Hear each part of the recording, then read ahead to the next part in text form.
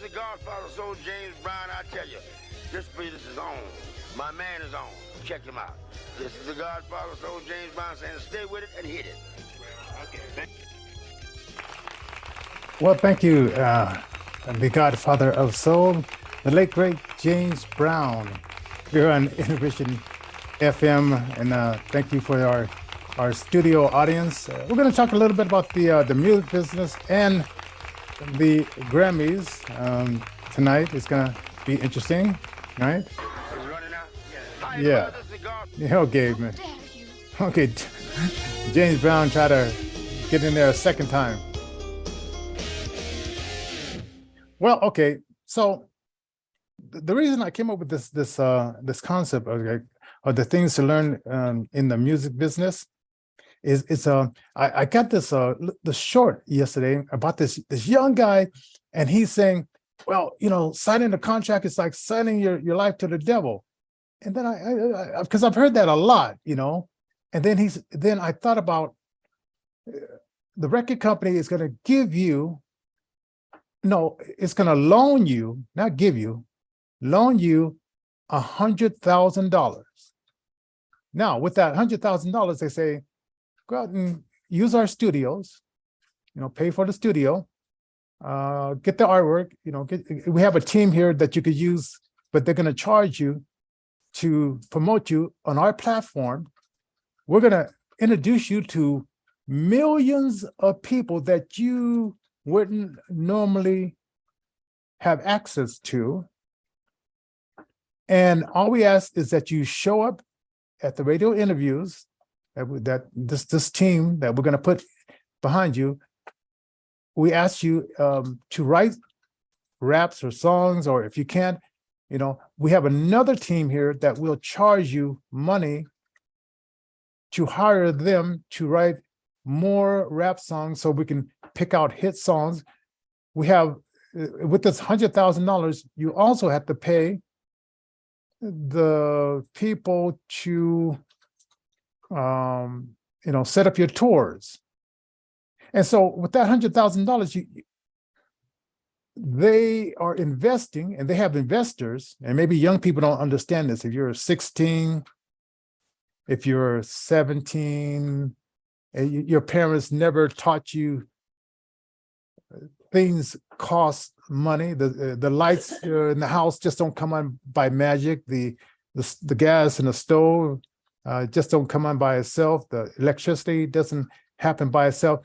If your parents was foolish enough and they didn't teach you that stuff, then you will be foolish, and you'll just see a record deal, and they just gave me $100,000, and it won't click in your mind that they loan you $100,000. And if you know anything about loans, and if you don't, this is loan 101, directly from the accountants at many banks. When a bank loans you something, they wanted you to pay it back, and they want a certain interest on that.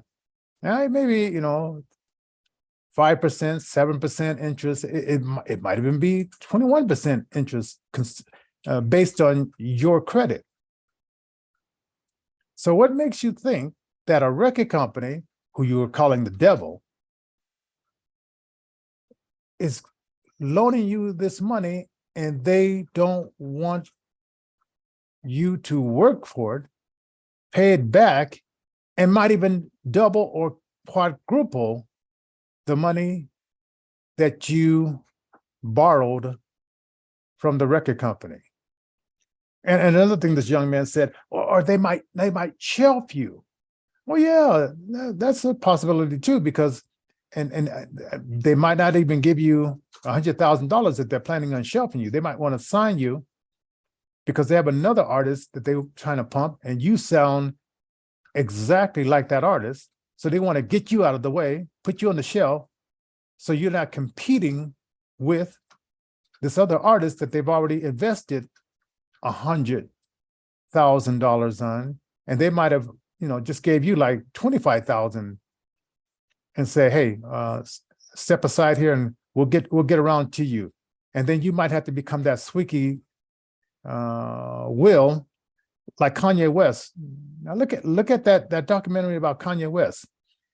He went in the company and he was playing his hip hop stuff because they just thought of him as a writer. They didn't think of him as a rapper.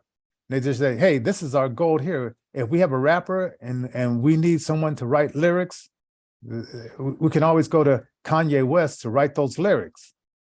And that's all they thought of him as. But he said, no, I want to be more than just a writer. I want to be the guy in front of the camera, in front of the music videos. I want to be the star. And he had to really push that idea. He had to come up with some beats, get some friends, come up with the beats, come up with because they said, oh, he's a producer, he just puts together the beats, and things of that sort. And so he had to, start rapping over some of the beats that he was creating, put some aside because he knew that he was going to have a project later on because he really believed in himself. His mom, she backed him up, and because he was, if you saw that video, he was rapping at the age of 9. It was pretty good as a 9-year-old rapper. But now, he's 21, 23, 34. He's out there and maybe he was a dishwasher on the side. Maybe, he did that on the side as a dishwasher. And maybe, he says, I'm tired of washing, I'm tired of washing dishes. I want to stop washing dishes or, doing whatever job that he did just to feed himself because, he moved from Chicago, then he moved to New York. And, even back in 2000, New York was an expensive place to live. And his partner who videotaped and documented this, he said, hey, I'm going to tag along with you because I think, we can do something with it. I don't know when, but I'm going to tag along and I'm going to document it through film. So sometimes, two heads are better than one.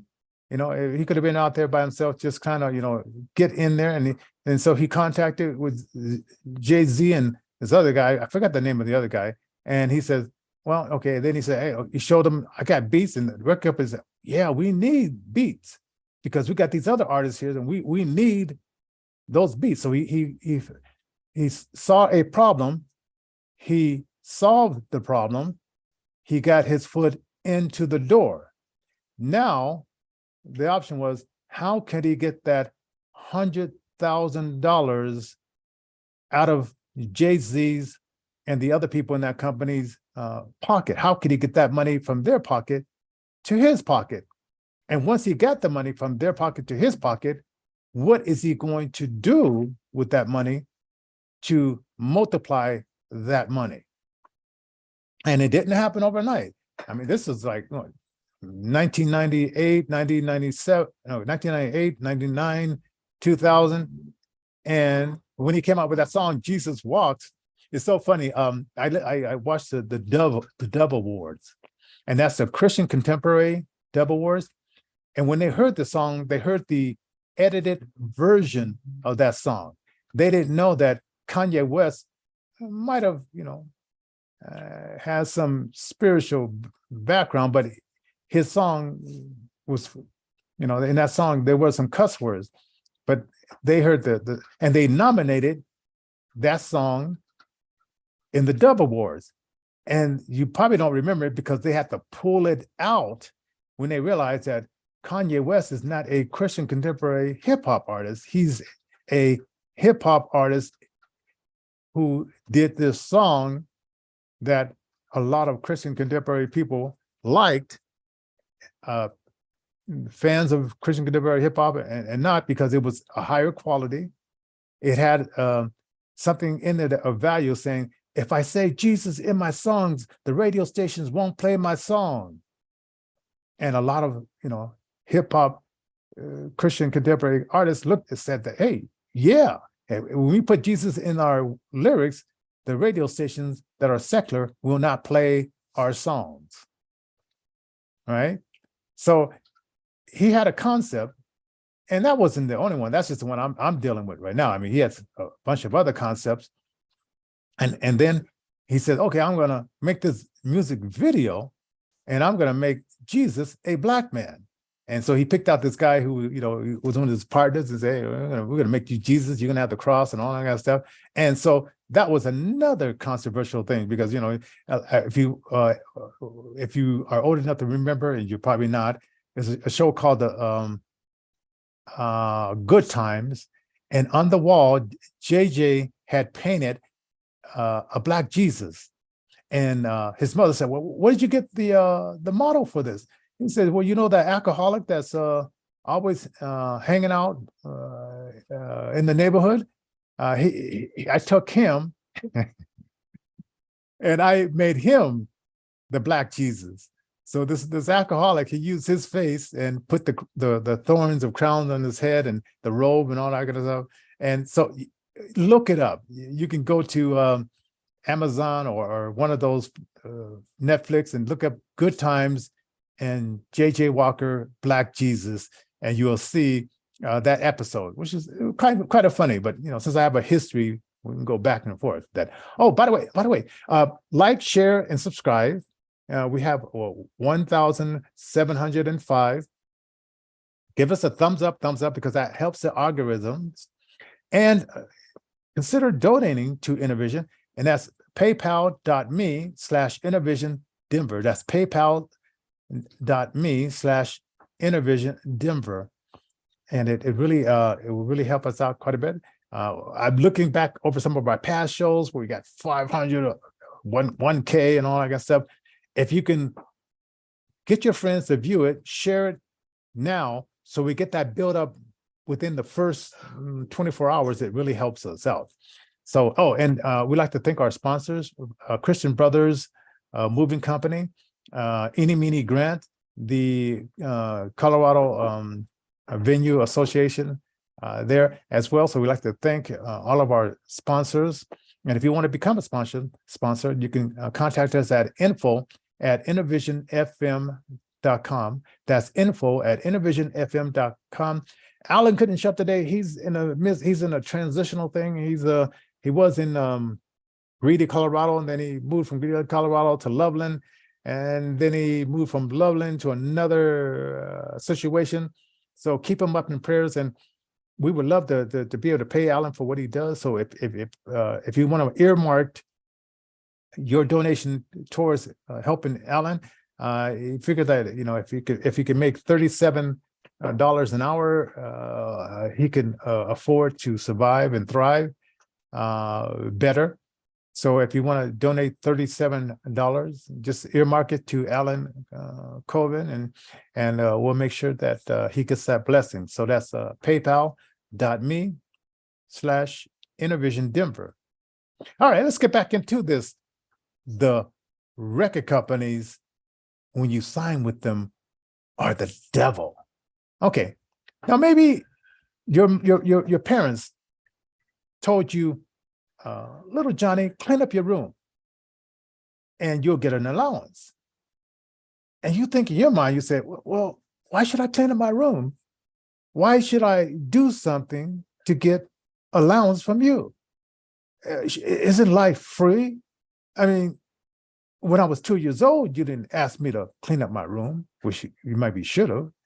When I was 3 years old, you didn't ask me to clean up my room for money, whatever. You just stuffed the bottle in my mouth, and I went about my business, and then you fed me with the spoon, and then you taught me how to take the spoon and feed myself, because it was getting kind of monotonous, spoon feeding this 3-year-old or 4-year-old or 5-year-old, and then at a certain point you have to cut off the breast milk, because I was getting a little bit old. I started getting some teeth, and hey, it was getting kind of testy there.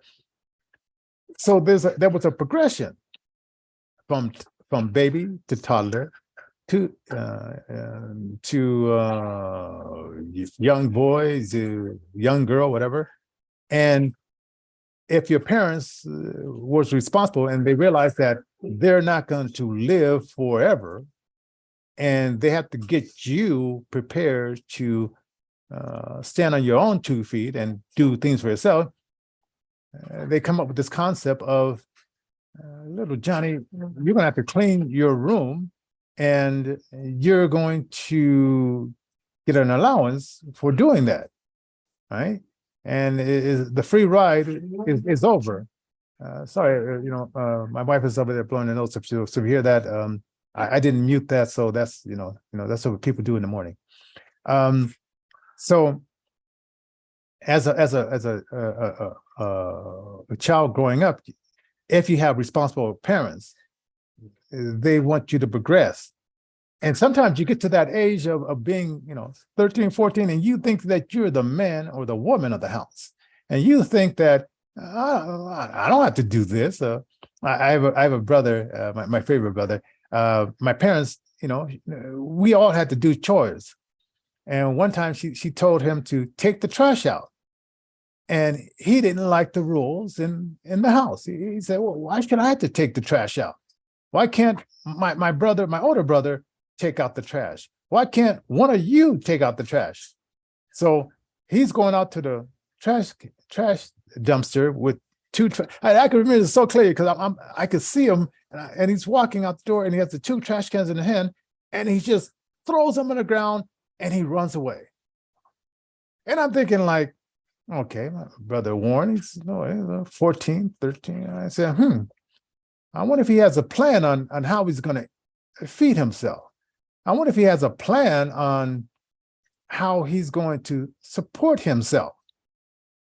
And of course, he did a lot of couch surfing because he found some other friends or friends that maybe the friends that said, the parents said, hey, you can, if it's too tough over there with your mother telling you to take out the trash and clean up your room and things like that, come on over here.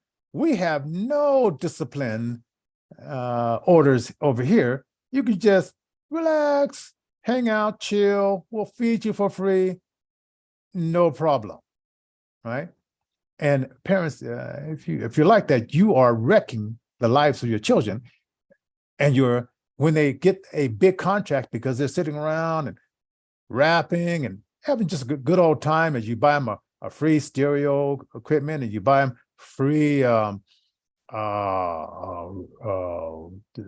whatever they use, speakers to boom their music and whatever, and it's all free, and you ask for nothing in return for all this free stuff.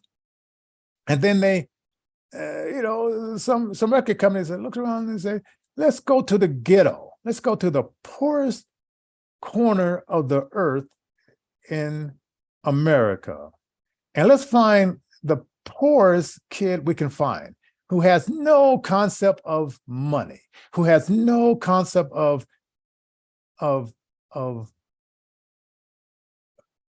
well, they may be a hustler, drug dealer, or something to that effect, but let's find those people. And let's find the parents that don't understand contracts. Let's find a parent that doesn't understand if you get a loan, they expect you to pay it back.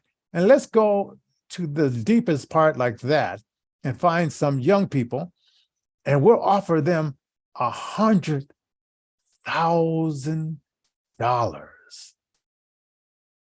And we'll get them to sign the contract. And hey, hey, don't read it. You wouldn't understand this stuff anyway. Hey, you don't need a lawyer, because most of them are not going to say, well, do I need an entertainment lawyer for this? And most of these guys say, you don't need all that stuff. Just parent, let little Johnny sign it right here, and then parents, because you're the adult, we want to make this all legal. Okay, you sign it underneath them because you're the guardian, and boom, you have a record deal, right? But then the kid figures out, he starts hearing something similar that he used to hear at his home when his mother or dad used to say, or sometimes since the Democrats have flipped it, and now it's all these single mothers thinking they could be dads as well as mom. He started hearing something familiar like what he heard at home, and his mom says, I want you to take out the trash and I'll give you this. And I want you to clean up your room and I'll give you this. Now the record company saying, we want you to do this interview because we just loaned you $100,000, and we want you to start writing songs and creating beats because we just loaned you $100,000, right? And they start putting demands on you because they want their money back. It's just like when you give $5 to somebody and you loan $5 to somebody and then they disappear. And you say, wait a minute, where's that friend? Where's that acquaintance I gave $5 to? I want my $5. I could use that $5 to buy me a Pepsi or Mickey D's or whatever. You know, I can use that $5 now. And that was just a loan. That $5 was just a loan. And now the stakes are a little bit higher because it's now $100,000. It's now $100,000. And this company wants you to work to pay that back. But you might be lazy. You might not understand the concept of what is a loan and what is expected of you when someone gives you a loan. So you may be thinking that maybe I can get over. I got over on my mother. My dad was maybe, if I have a dad, if he's around, if he's in the picture, he was a little bit harder to get around. But my mom was very easy to get around.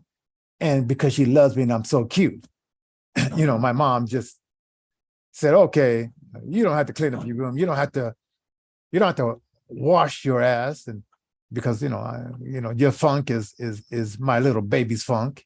You don't have to do anything. You just chill and I'll just go out and work 2 jobs and I'll treat you like my baby, my little princess, my little prince, my little queen. All right. Okay. You. I mean, am I over giving you the concept of the record company is not the devil? It's your laziness is the devil. And somewhere in the Bible, it says, a man who does not work shall not eat. And maybe your parents never read you the Bible. Maybe you never dusted off the Bible, blow the dust off it, and not the King James Version, but the International Version, and go through some of the apostles and the First Timothy and Thessalonians and the book Corinthians. And yeah, it was cool reading about Jesus and Matthew and Mark and John and Luke. Yeah, I mean, that was, he had it going on. And even when he was going out to do the work, he had a bunch of women and men who supported him because he was out there doing the work. All right. And then when he trained the 12 disciples, they at first, they said, well, should we go back fishing or should we go and do what this Jesus guy, who's not here physically anymore, taught us to do over the last 3 years? And it took some of them a little minute to figure that out. And then when they did figure it out, they say, hey, he didn't just teach us this for nothing. We got to go out and do something with this. So you taught yourself how to rap, and you looked around, and you taught yourself how to play the guitar. And you looked around, and you had somebody mentored you a little bit. There's a group called the Go-Go's, female group, and they just wanted to look. So Belinda Carlisle, the lead singer, they just wanted to look. But the women, a lot of them didn't know how to play their instruments.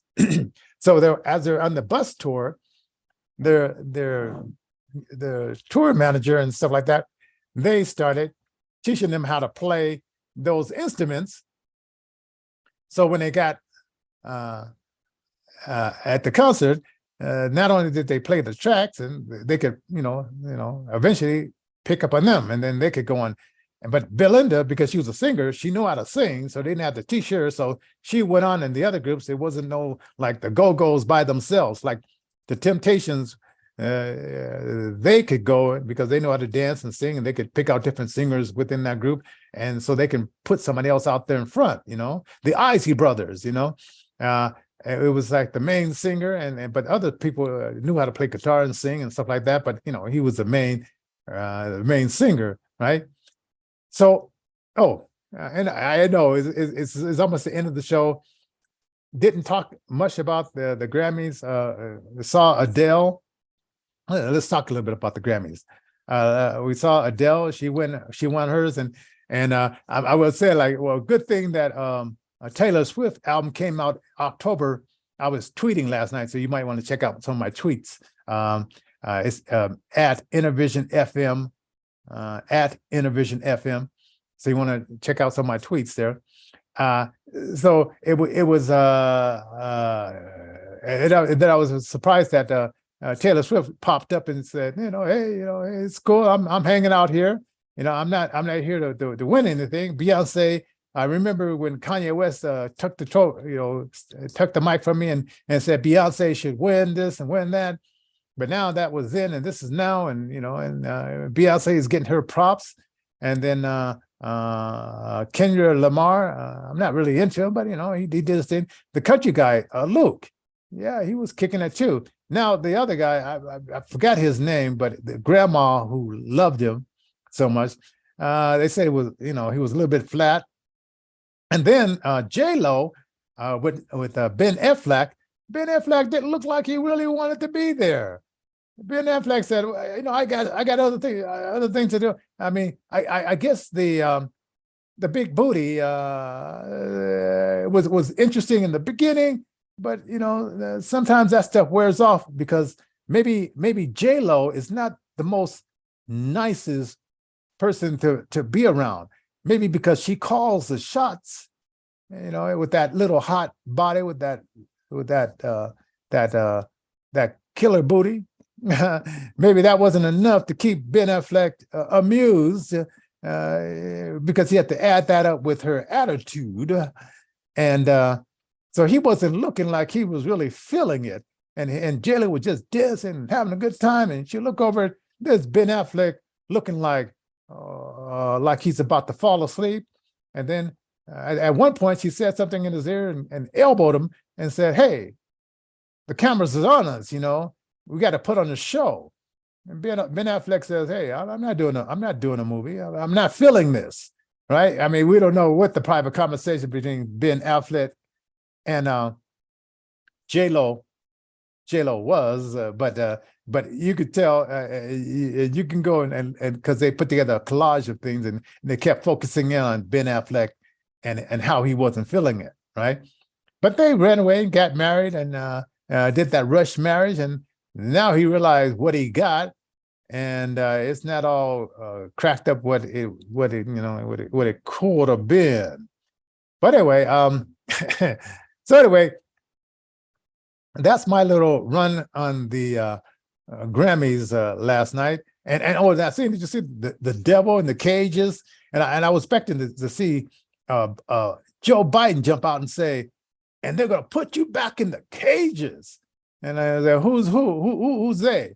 Well, we claim it's the Republicans, but it's really us, the Democrats, because it's the Obama cages.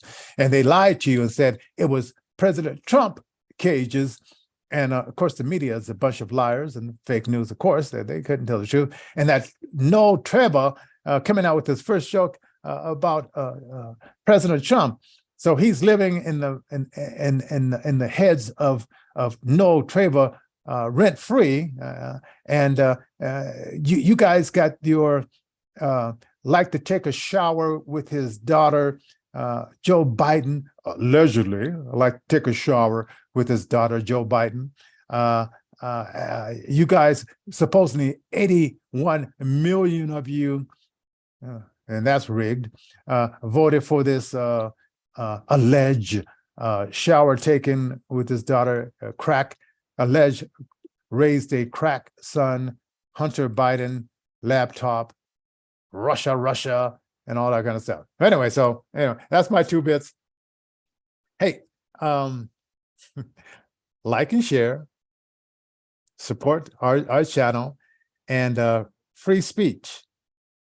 All right, free speech in the USA, right? And we like the free speech, right? So we're gonna check you guys later tomorrow with more music and other kinds of news. So God bless, huh?